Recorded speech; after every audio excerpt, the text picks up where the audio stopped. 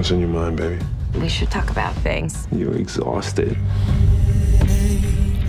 I have to talk to somebody. Coming here, it's not an easy step to take. I can't. My family, my kids. I know I'm not supposed to be with another man's wife. I can't help it. I took a step down a terrible path. I do want to get better. You will. I didn't expect to fall in love with you, and I did.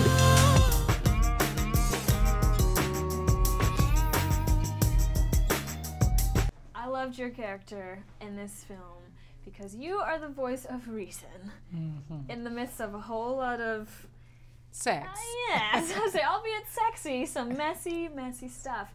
And I love that this film it brings some taboo issues into the conversation. What drew you to this role and to Addicted in general? Well, first of all, I mean, I'm very familiar with Zane and her novels, and this being one of her best-selling novels, I felt like Billy Woodruff and Paul Hall, as well as Lionsgate's collaboration, really did a great job in bringing this best-selling novel to the big screen.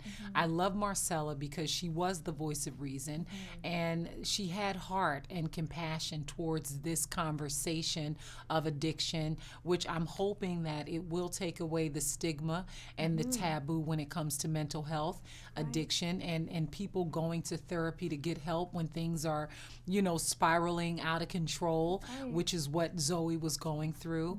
And I also felt like it was a good balance in the storytelling of this film. We had a balance of the heart and the therapy and that anchored, grounded character, and then we had the sexy, steamy, you know, and then we had the thriller. And the bodies. Right, I mean, come on. It's like fully entertaining. It's like a full body workout, this movie. In so many ways. Yes. Absolutely. So like you said, there's a stigma just in general about therapy, and do you bring a stranger in for mental health and all these things, and I think especially in the African American community, there's even more so of one. Do you think that this really will help start a conversation for people to say, you know what? Yeah, this is okay. I think it will, because we're having the conversation right now. So I feel like people are going to talk about it. I feel when people go see the movie, which is what we do after we go see movies, we discuss it. We talk about it. We talk about the things that affected us and the questions that it may have arisen inside of us while watching. And I do believe it is going to create a conversation and dialogue when it comes to mental health and the stigma that's connected to therapy and mental health. Absolutely. And addiction. I think I know you're anxious, but I don't want you to forget to be proud of yourself too for coming here. You know, it's not an easy step to take. And why don't we just try something? Maybe you can tell me What brought you here? You know, would that be easier for you? Okay.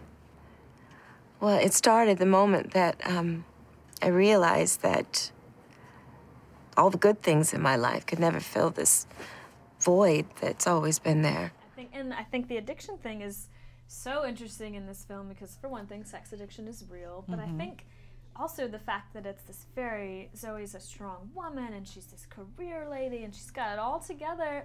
I think there's such a double standard for women much of the time that, you know, if a man did this, it's like, oh, he's just being a man, and that's, you know, what they do. Yeah, but you know, I mean, I've heard more about sex addiction when it comes to men than women. Right. So I feel like there may have been a double standard too, even with the men. Like, you know, only men have sex addiction, but now we're exploring sex addiction from a female perspective. Absolutely. And I don't feel like it's like that men are looked at differently, because I got to tell you, I've never had the conversation about a woman dealing with sex addiction. It's always been from a male's perspective. Yeah, and now we see, you know, Zoe. I think I definitely agree with you. I think that they'll enjoy the film for the entertainment and just the eye candy. And imagine if some of the men that may be overly sexed went to Dr. Marcella.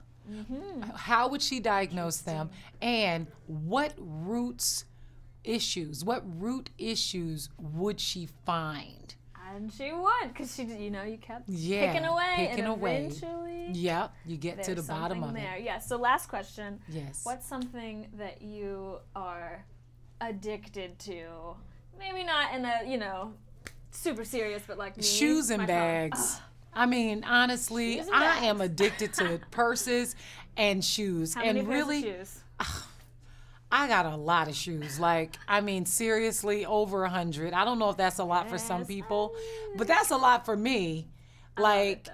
yeah, far over 100. And bags, I mean, bags and shoes could ruin your life if you just keep going It's crazy. a real addiction. You know, if you, I mean, how many Birkin bags should you have before you say I don't think stop? that there's too many. I don't know. I'm gonna have to say you just keep going with that and give me the old ones if you want Okay. to. Thank you. Thank It's you. Nice to meet you too. You're watching BLACKTREE on TV, only on Soul of the South.